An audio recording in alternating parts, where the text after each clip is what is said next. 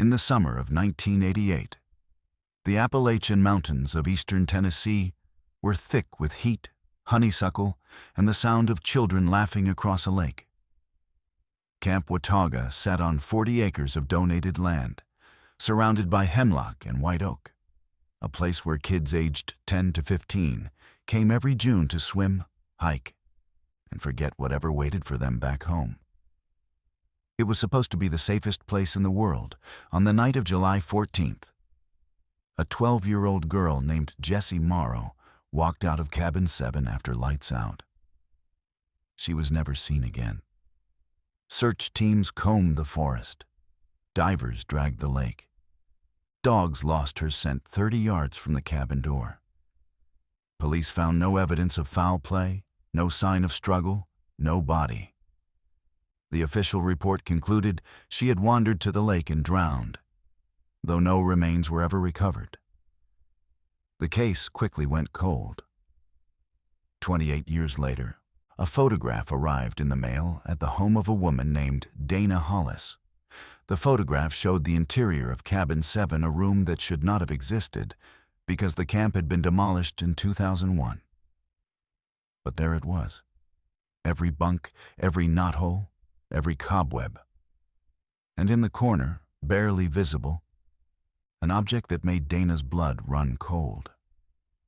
It was something only she and Jessie had known about, something Dana had placed there herself, the afternoon before Jessie disappeared.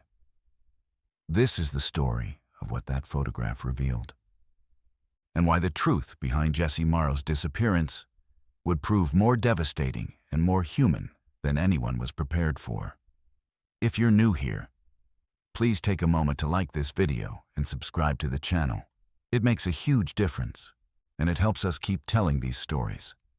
Now, let's get into today's case. Dana Hollis and Jessie Morrow met on the first day of camp in the summer of 1986, when they were both 10 years old. They were assigned to the same cabin by accident.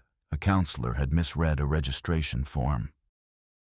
And by the end of the first week, they were inseparable. Dana was from Knoxville. Stocky, freckled, loud, with a laugh that carried across the mess hall like a bell. She collected rocks, talked too fast, and wore the same pair of green canvas sneakers every single day until they fell apart. Her parents were divorced. Her father drove a bread truck. Her mother worked the front desk at a veterinary clinic and saved all year to afford the camp tuition. Jessie was from a small town called Harlan's Bluff, about 90 minutes east, up in the mountains where the roads turned to gravel and the nearest grocery store was a 40-minute drive. She was thin, quiet, dark-haired, with wide brown eyes that watched everything and gave away nothing. She bit her fingernails down to the quick. She read paperback novels under her covers, with a flashlight after lights out. She had a way of going still when adults raised their voices, not flinching exactly, but becoming very, very small. Dana noticed this. She noticed other things too. The way Jessie always changed clothes in the bathroom stall instead of the cabin. The way she flinched when Counselor Gaines, the senior boys counselor, put his hand on a kid's shoulder during morning assembly. The way she wrote letters home every Sunday, but never mailed them. Dana didn't ask about any of it. She was 10. She didn't have the words. What she did have was loyalty. She saved Jessie a seat at every meal. She made sure Jessie got the bottom bunk by the window, the one with the breeze. She taught Jessie how to skip rocks on the lake and how to whistle with 2 fingers and how to French braid hair using 3 strands of lanyard cord for practice. They came back in 1987. Same cabin, same bunks, same rituals. That second summer, Jessie laughed more. She ate more. She stopped flinching when Counselor Gaines walked past, though Dana noticed she still tracked him with her eyes, the way a deer tracks a sound in the brush. On the last night of camp in 1987, lying in their bunks in the dark, Jessie said something Dana would remember for the rest of her life. "This is the only place I'm real." Dana didn't understand what that meant. She was 11. She said, "You're real everywhere, dummy." Jessie didn't answer. The crickets sang.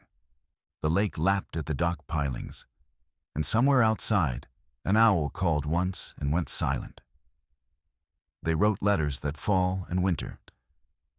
Jessie's came on lined notebook paper, folded into tight squares, with drawings of birds in the margins. She never wrote about her family. She never mentioned school. She wrote about the books she was reading, the birds she saw from her bedroom window, and the number of days until camp started again. Dana wrote back about everything: her mother's new boyfriend, her father's bad knee, the cat that showed up on their porch and stayed. She asked Jessie questions. Jessie answered some of them, never the ones about home. The summer of 1988 arrived. Dana was 12 now, tall for her age, sunburned before she even got off the bus. Jessie was 12 too, but she looked younger, thinner. Her collarbone stood out like wire hangers under her camp t-shirt. Her eyes had a brightness to them that Dana couldn't quite name, not excitement, exactly. Something more desperate. They were assigned to cabin 7, bottom bunks, side by side, by the window. The cabin smelled like pine sap and old canvas and the particular dusty sweetness of a place that had been closed up since September. Dana had brought something. A small ceramic figure of a bird, a wren that she'd found at a flea market in Knoxville. It was cheap, crudely painted, with one wing slightly chipped. She gave it to Jessie on the second day, while the other girls were at the lake. "For your collection," Dana said. Jessie didn't collect birds. She drew them. But she held the little wren in both hands like it was something precious, turned it over, ran her thumb across the chipped wing. "Where should we put it?" Jessie asked. They found a spot. A gap between the back wall of the cabin and the baseboard, just wide enough to slide the wren inside. A hiding place, their hiding place. Nobody else would know it was there. "It'll be here when we come back next summer," Dana said. Jessie nodded. She slid the wren into the gap. She pressed her palm flat against the wall for a moment, as though sealing something in. "Promise me something," Jessie said. "What?" "If something happens, if I'm not here next summer, come back and get it." Dana laughed. "Where are you going to go?" Jessie smiled, but the smile didn't reach her eyes. "Just promise." "Okay, I promise." That was July 12th. 2 days later, Jessie Morrow vanished without a trace. The night of July 14th was warm and overcast, the air heavy with the threat of a storm that never came. Cabin 7 held 6 girls and 1 junior counselor, a 19-year-old named Patty Dwyer, who slept in the small partitioned section by the door. Lights out was at 9:30. Patty did a head count at 10. All 6 girls were in their bunks. Jessie was in hers, on her side, facing the wall. Dana was in the next bunk, already half asleep, listening to the whippoorwills. At some point in the night, no one could say exactly when, Jessie got up and left the cabin. She didn't take her shoes. She didn't take her flashlight. She didn't take the book she'd been reading. She left her sleeping bag unzipped and pushed to the side, as though she'd simply sat up, swung her legs over, and walked out the screen door into the dark. No one heard her leave. Dana woke up at 6:15 when the reveille bell rang across the camp. She looked over at Jessie's bunk. It was empty. The pillow still held the impression of Jessie's head. The sleeping bag was cool to the touch. She checked the bathroom. Empty. She checked the porch. Empty. She walked down to the lake, thinking maybe Jessie had gone to watch the sunrise. She did that sometimes, sat on the dock with her knees pulled up, watching the mist lift off the water. The dock was empty. The mist hung low and gray. The lake was perfectly still. Something felt wrong. Really wrong. Dana ran back to the cabin and woke Patty Dwyer. Patty checked the other cabins, the mess hall, the craft pavilion, the archery range. No Jesse. By 7 o'clock, the camp director, a man named Boyd Leland, had been notified. By 8, the county sheriff's office had been called.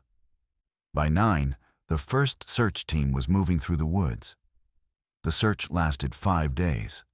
70 volunteers, 2 K-9 units from Knoxville, a helicopter from the Tennessee Bureau of Investigation. Divers in the lake, working in zero-visibility water, feeling along the muddy bottom with their hands. The dogs picked up Jesse's scent at the cabin door. They followed it 30 yards south, toward the tree line where the property ended and the national forest began. Then the trail stopped. Not faded, stopped, as though Jesse had simply ceased to exist at that exact point on the earth. The divers found nothing. No clothing, no remains, no disturbance on the lake bed. The forest search turned up nothing, no fabric caught on branches, no footprints in the soft ground, no sign of a campfire or a shelter. The only physical evidence recovered in the entire 5-day operation was a single item found on the trail where the scent ended.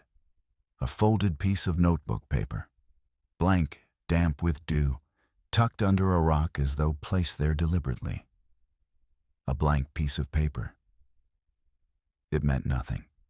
It meant everything. It didn't make sense. It just didn't. Sheriff Roy Akers was 61 years old, jowly, patient, and deeply unsettled.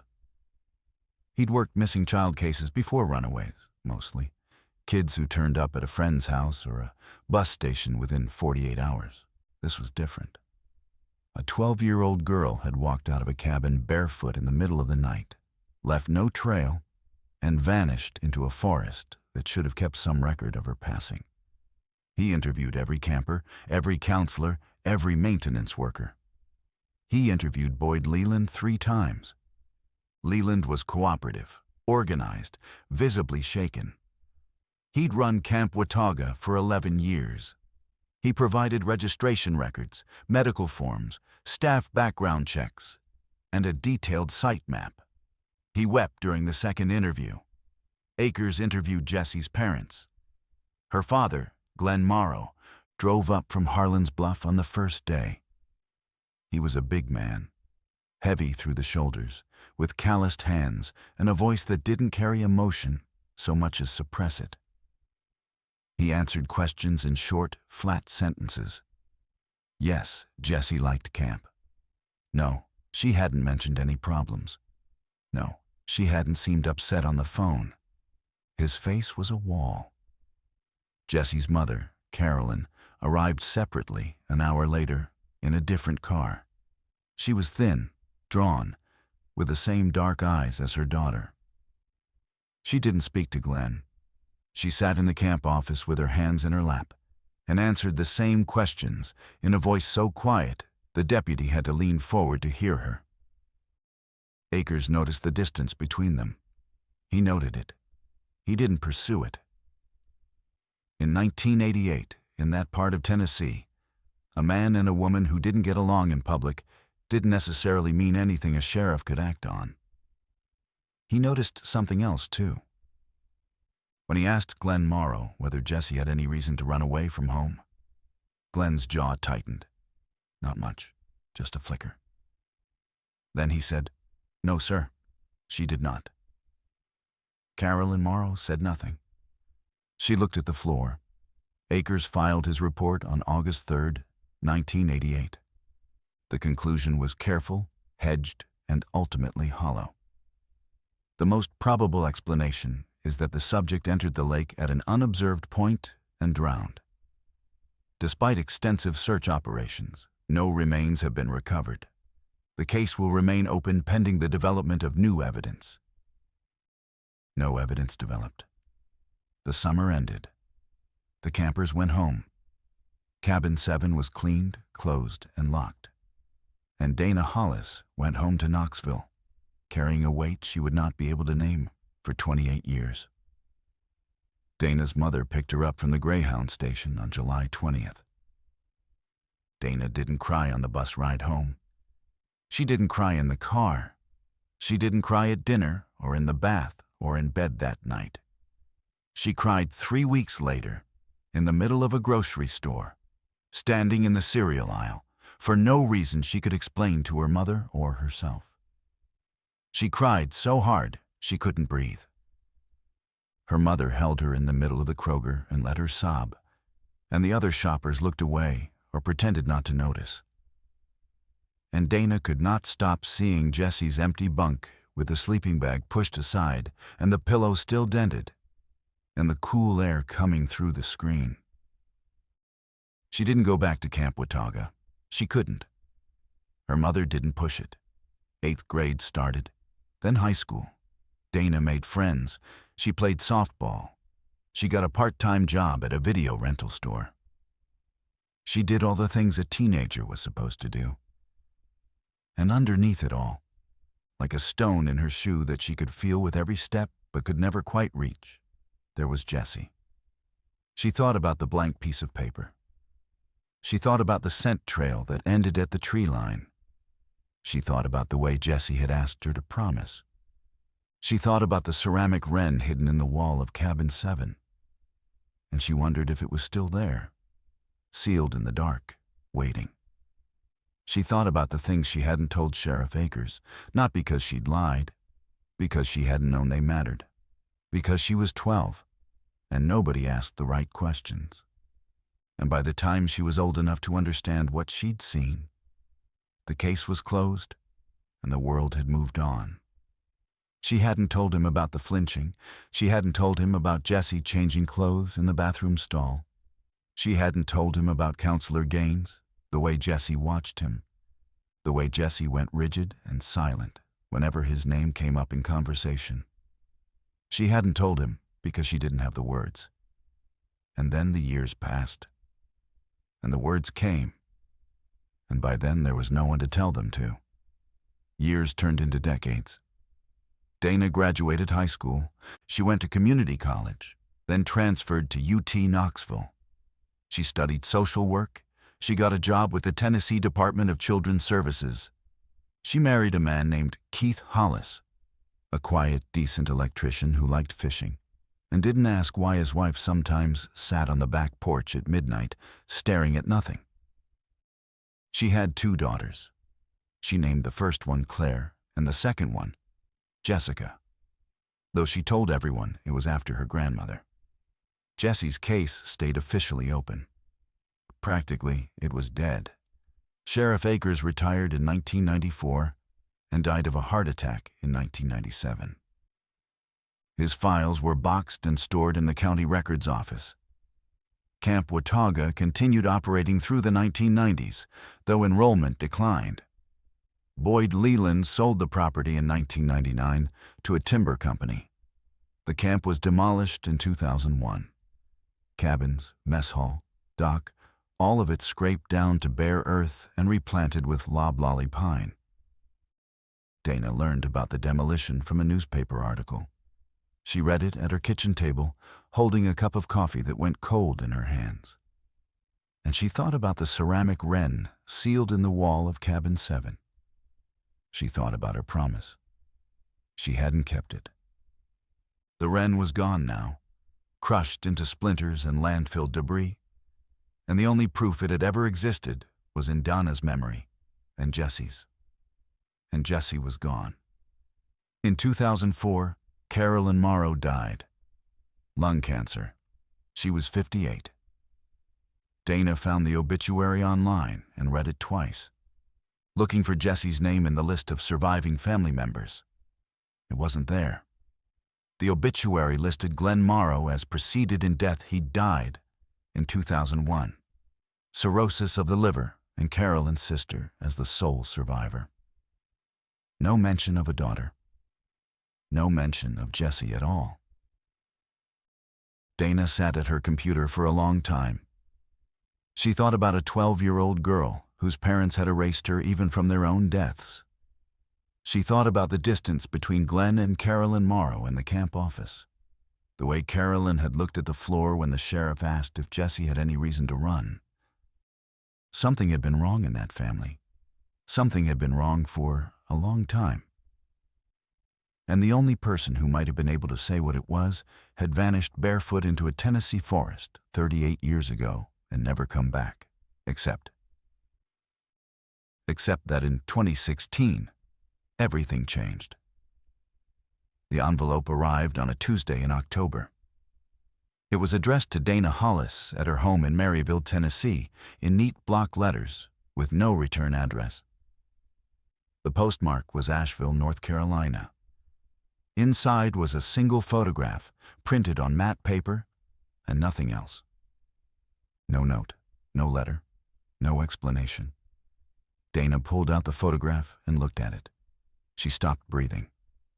It showed the interior of a cabin. Wooden bunks, a plank floor, a window with a torn screen, a wall of knotted pine. The light was gray and flat, coming through the window at an angle that suggested early morning. Everything was dusty. Everything was still. It was Cabin 7. Dana knew it the way you know your childhood bedroom, not from any single detail, but from the whole of it. The proportions, the grain of the wood, the specific distance between the bunks, the crack in the third floorboard from the door. She had slept in this room 3 summers in a row. She had memorized its angles in the dark.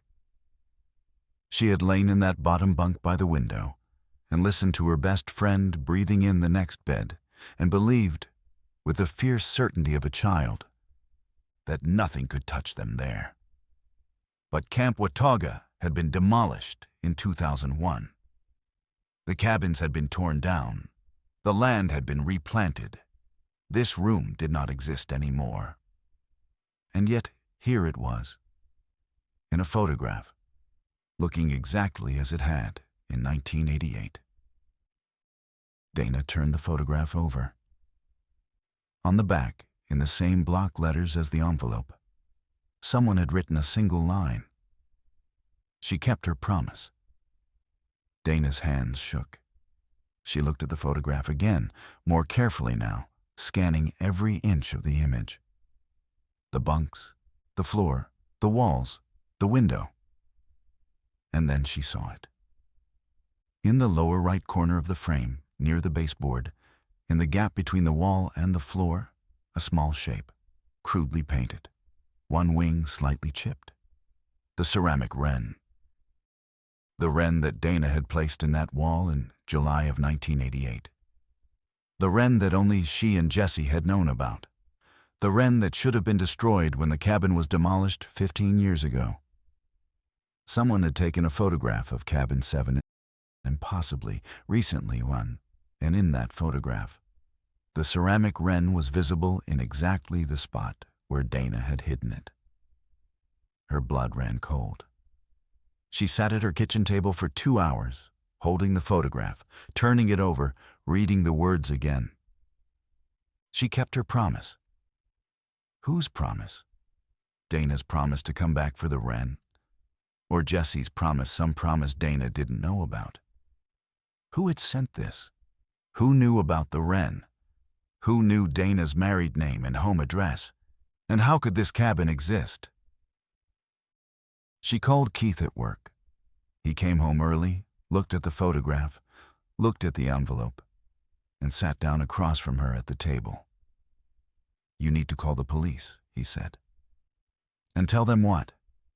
That I got a picture of a cabin that was torn down 15 years ago?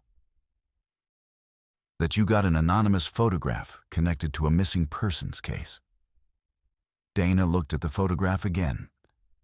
The wren in the wall, the light through the torn screen, the dust on the bunks, thick and undisturbed, as though no one had slept in them for decades. She didn't call the police. Not yet. Instead, she did something she hadn't done in years. She started looking. The first thing Dana did was search county property records for the Camp Watauga site. The land had been sold twice since 2001. Once to the timber company, then again in 2009 to a private holding company called Ridgeline Properties, LLC. The holding company had a registered agent in Asheville, North Carolina. Asheville, the same city as the postmark on the envelope. Dana pulled the Ridgeline Properties filing. It had been registered in 2008 by a woman named Ellen Crane. The registered address was a P.O. box. There was no phone number, no website, no other public record attached to the name.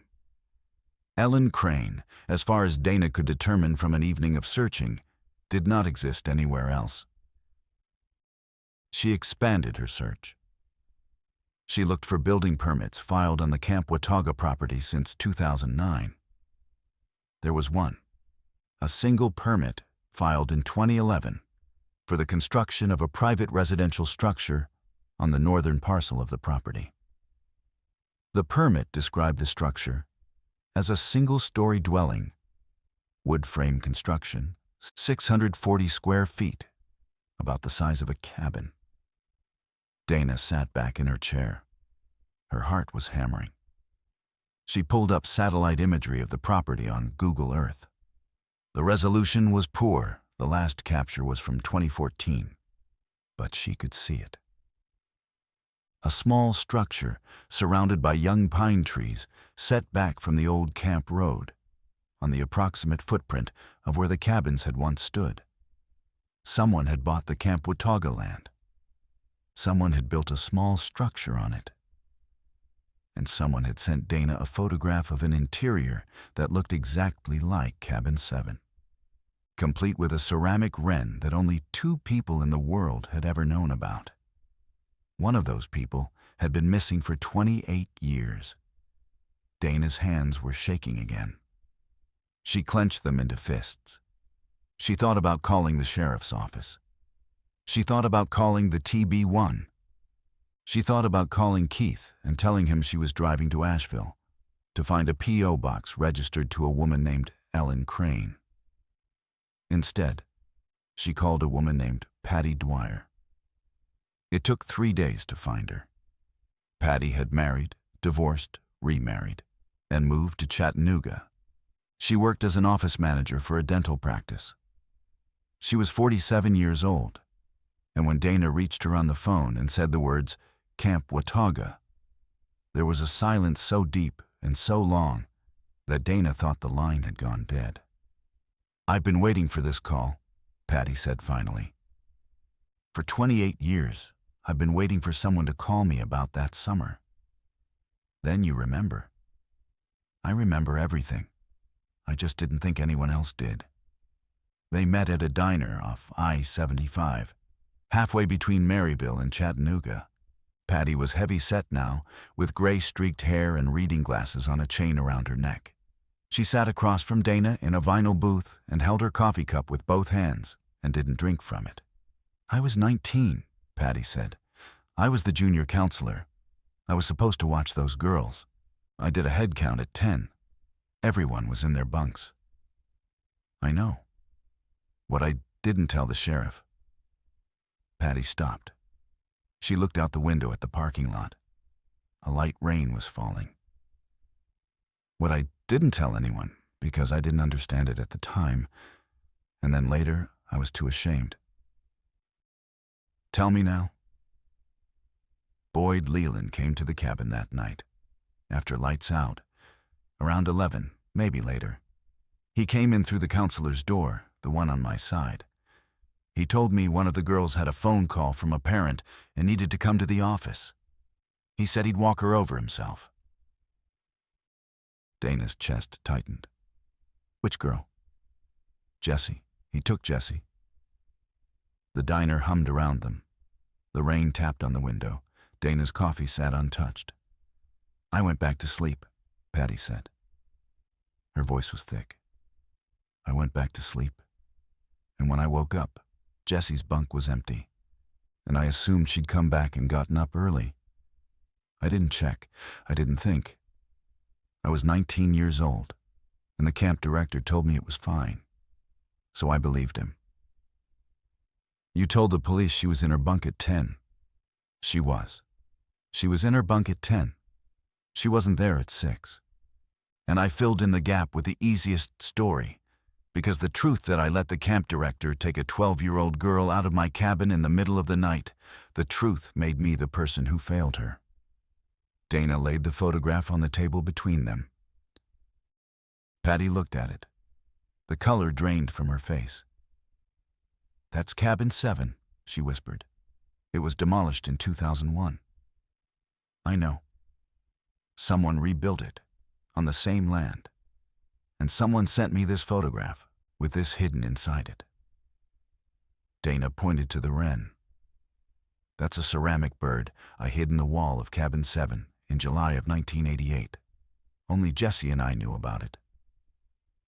Patty stared at the photograph. Her hands trembled. Tears ran down her cheeks, and she didn't wipe them. "Jessie's alive," Patty said. "I don't know that. She's alive and she went back. She went back and she rebuilt it, and she's trying to tell you something." Dana wanted to believe that, more than she had wanted anything since the summer she was 12.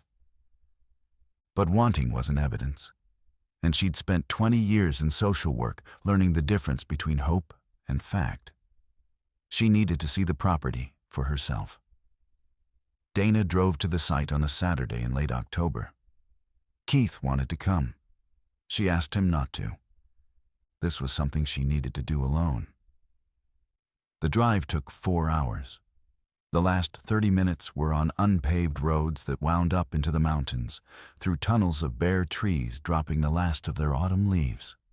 The air smelled like wood smoke and wet earth and something older, something mineral, coming up from the ground itself.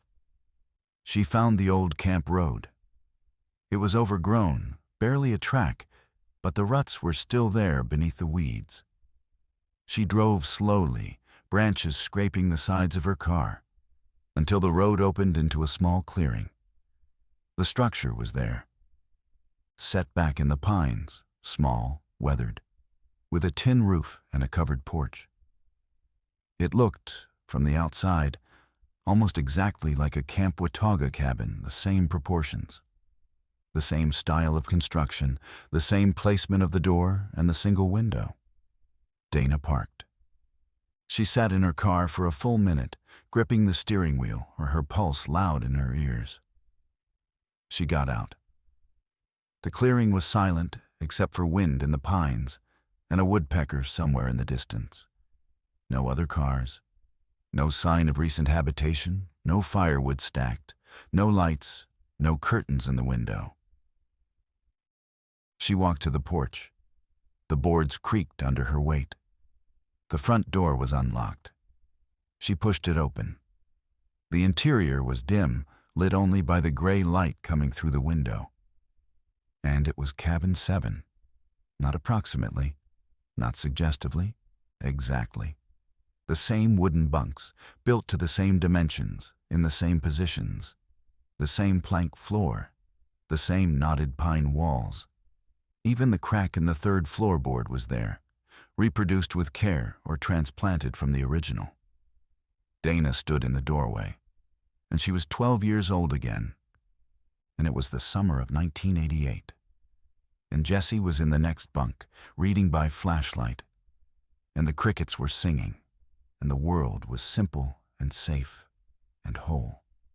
She walked to the back wall. She knelt down. She reached into the gap between the baseboard and the wall. Her fingers touched something small, cool, ceramic. She pulled it out. The wren, chipped wing, crude paint, exactly as she remembered. But underneath the wren, pressed flat against the baseboard, was something else. A folded piece of paper. Lined notebook paper, the kind Jessie had always used for her letters. It was yellowed, brittle at the edges, and it had been folded into a tight square the same way Jessie had always folded her letters. Dana's hands were shaking so badly she could barely unfold it. She sat on the floor of the cabin with her back against the bunk and opened the paper in the gray October light. The handwriting was Jessie's. She would have known it anywhere, the small, careful letters, the slight leftward slant, the birds drawn in the margins. It was dated October 5th, 2016, 3 weeks before Dana received the photograph. Dana read it. The letter was 4 pages long. It began, "Dana, if you're reading this, then you came back. You kept your promise. I knew you would. I'm sorry it took me so long to let you." Jessie Morrow had not drowned in the lake at Camp Watauga. She had not wandered into the forest. She had not been abducted by a stranger or killed by an animal or swept away by a current. She had been taken from her bunk by Boyd Leland at 11 o'clock on the night of July 14th, 1988. She had been taken to the camp office, where there was no phone call, no parent waiting. There was only Leland and a locked door, and the particular silence of a building set apart from the others, where no one could hear. What happened in that office was not described in the letter. Jessie wrote around it, "Sadi wan," the way water flows around a stone. She wrote, "You know what happened. You don't need me to say it. You knew even then, in the way that children know things they can't yet name." She was right. Dana had known. Not the details, not the facts, but the shape of it, the shadow of it. The thing that made Jessie flinch and go silent and change clothes behind a locked door. Dana had known since she was 10 years old, and she had not had the words, and then she had the words, but not the courage. And then she had the courage, but not the proof. And the years kept passing, and the silence kept growing, and the stone in her shoe wore a hole that never healed. The letter continued. After what happened in the office, Jessie had made a decision. She was 12 years old, barefoot in the dark, on a summer night in the Appalachian Mountains, and she decided that she was not going back to Cabin 7, and she was not going back to Harlan's Bluff, and she was not going back to Glenn Morrow's house, where the same shadow had lived long before Camp Watauga. She walked out of the camp office while Leland was in the bathroom. She walked south, toward the tree line, barefoot on the packed earth trail. She stopped where the trail met the forest and placed a folded piece of blank notebook paper under a raucous signal, though she didn't know to whom, that she had been there and had chosen to keep going. She walked into the forest. She walked for 3 days. She ate blackberries and drank from streams and slept under rock overhangs and did not die, though she came close. On the 3rd day, she reached a paved road. On the 4th day, a woman in a pickup truck found her walking along the shoulder, sunburned and dehydrated, and drove her to a clinic in a town called Boone's Gap, North Carolina. The woman's name was Margaret Crane.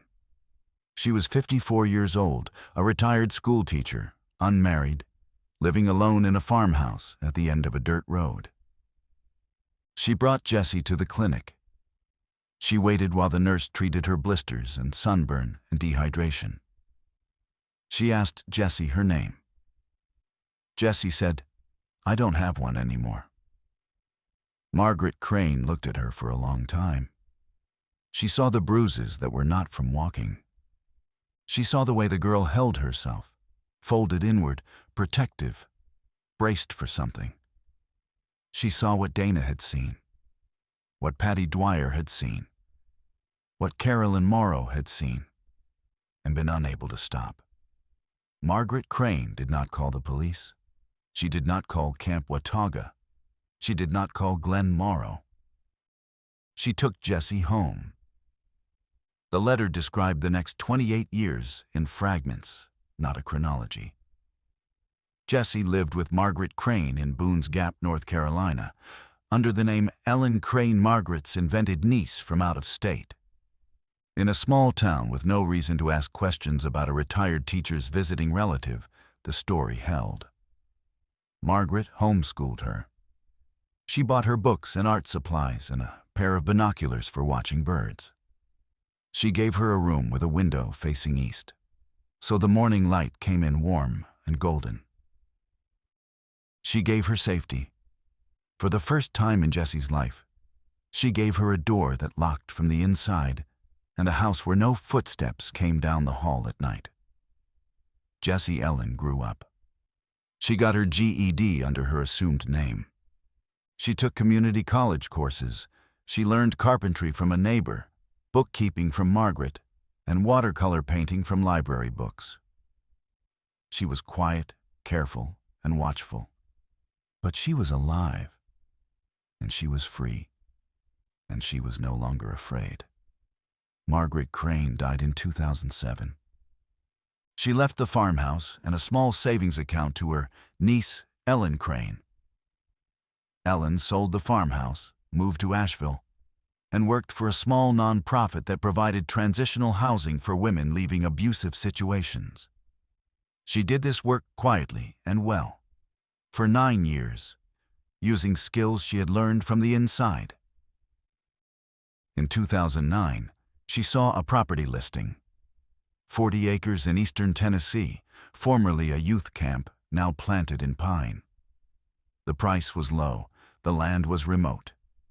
The listing included a survey map that showed the old camp layout, the cabin sites marked with small squares.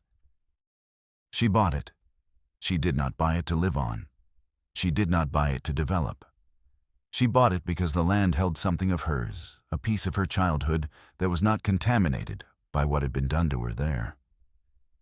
A cabin where she had slept next to her best friend and felt, for the first and only time, what it was like to be safe among other children. She spent 2 years building the cabin. She did it herself, mostly, working from photographs she'd drawn from memory, matching the dimensions as closely as she could. She salvaged knotted pine from a barn demolition. She built the bunks by hand. She even cracked the 3rd floorboard deliberately because it had been cracked in the original, and the crack was part of the truth. When the cabin was finished, she drove to Harlan's Bluff. Her father was dead. Her mother was dead. The house where she'd grown up had been sold and resold and renovated beyond recognition. There was nothing left of the Morrows in Harlan's Bluff. But there was something left at Camp Watauga, or rather, something left in the rubble of Camp Watauga. Before the demolition in 2001. Before the timber company scraped the site, a local salvage crew had pulled reusable materials from the cabins. One of those salvage workers had kept a box of small items found in walls, under floorboards, in the gaps between studs, a marble, a pocket knife, a folded dollar bill, a ceramic bird with a chipped wing. Jessie tracked down the salvage worker. She bought the box from him for $40. She took the wren home. She placed it in the wall of the cabin she had built, in the exact gap where Dana had hidden it in 1988. And then she sat in the cabin for a very long time, in the gray light, in the quiet, and she thought about whether she was ready. She wasn't. Not yet. Not for 8 more years. The letter explained why.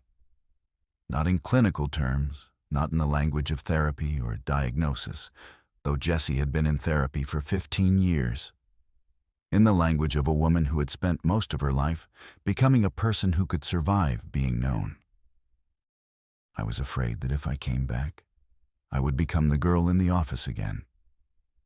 I was afraid that the world would look at me and see a victim, and that everything I'd built, the name, the work, the house, the years would collapse into that one night.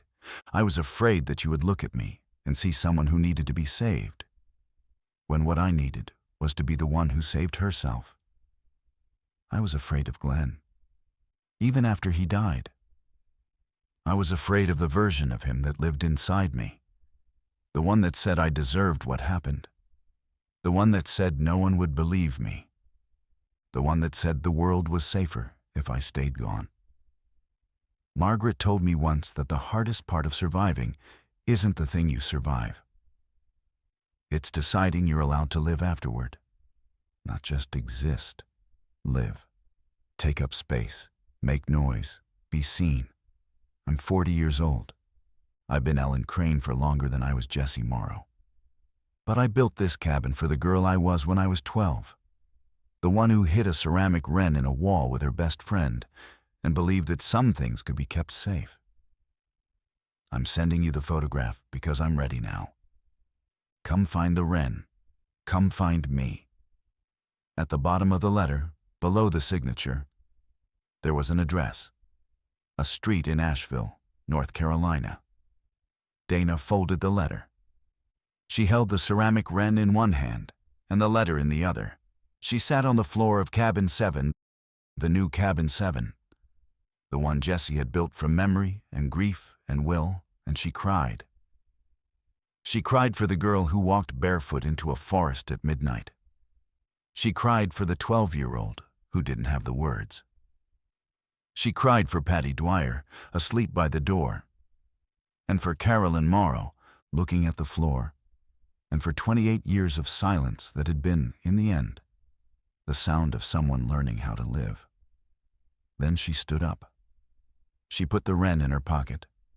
She locked the cabin behind her, and she drove to Asheville. The address led to a narrow house on a tree-lined street near the river. White clapboard. A porch with 2 rocking chairs. Window boxes with late-season marigolds still blooming in the October warmth.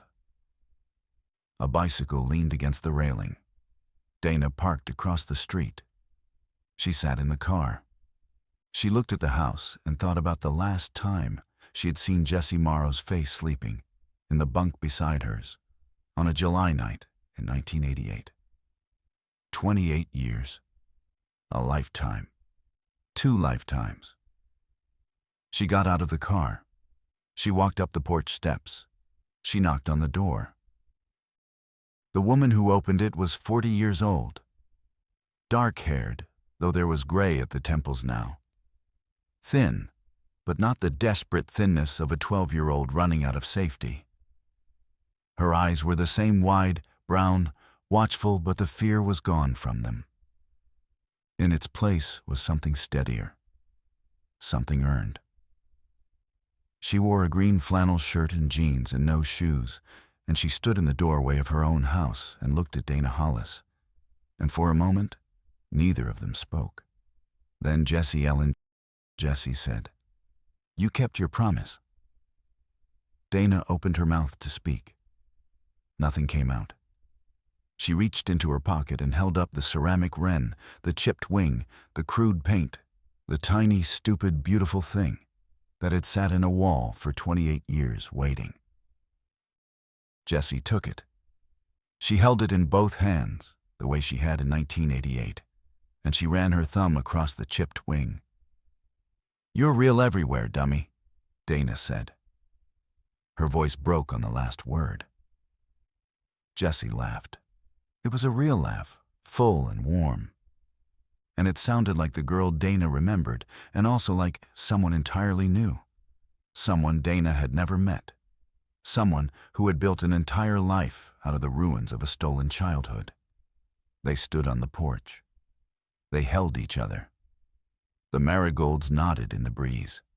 The mountains rose behind the house, blue and ancient and indifferent to the passage of time. And somewhere in those mountains, a cabin sat in a clearing of young pines, empty and quiet, its purpose finally fulfilled. Dana contacted the Tennessee Bureau of Investigation the following week.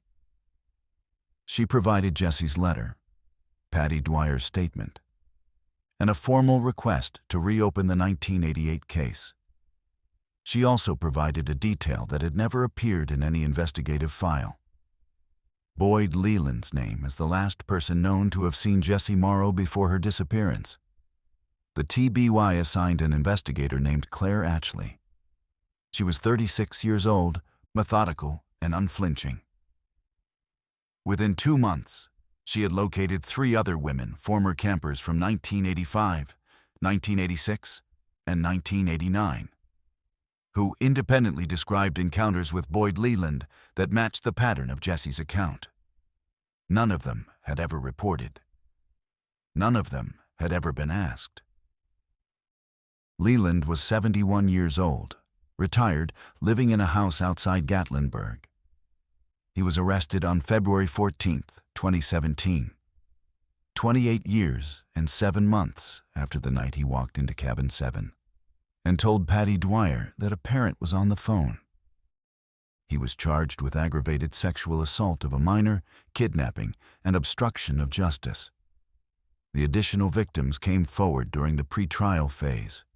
The case never went to trial. Leland pleaded guilty to all counts in exchange for the prosecution's agreement not to seek consecutive sentencing on each additional victim. He was sentenced to 35 years. At 71, it was a life sentence in all but name. Jessie did not attend the hearing. She provided a written statement that was read into the record by Investigator Atchley. The statement was calm, precise, and devastating. It ended with one sentence that the judge would later describe as the most important thing he'd heard in 30 years on the bench. I did not vanish. I was driven into the dark by a man who counted on the world believing that a missing girl was easier to forget than a crime was to investigate. The courtroom was silent for a long time after that. Dana and Jessie Dana still called her Jessie, though the world knew her as Ellen rebuilt their friendship in the way that adults do, slowly, carefully, with the awareness that the people they had been were gone and the people they had become were strangers who shared a history. They talked on the phone every Sunday. Dana drove to Asheville once a month.